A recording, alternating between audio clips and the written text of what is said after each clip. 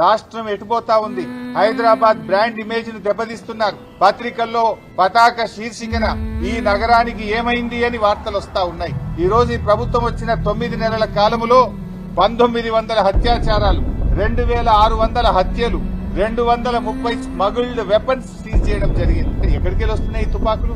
ఒకప్పుడు బీహార్ లో ఉండేవి నాటు తుపాకులు, ఇవాళ తెలంగాణలో నాటు తుపాకులు రాజ్యం వెళ్తున్నాయి.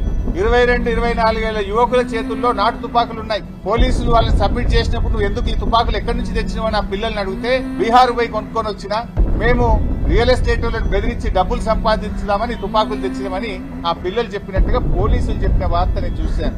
కేసీఆర్ గారి హయాంలో 5 ఏళ్లలో 2018 నుంచి 2023 వరకు ఈ స్మగుల్డ్ వెపన్స్ ఎన్ని సీజ్ చేసిందంటే 200 సీజ్ చేసింది.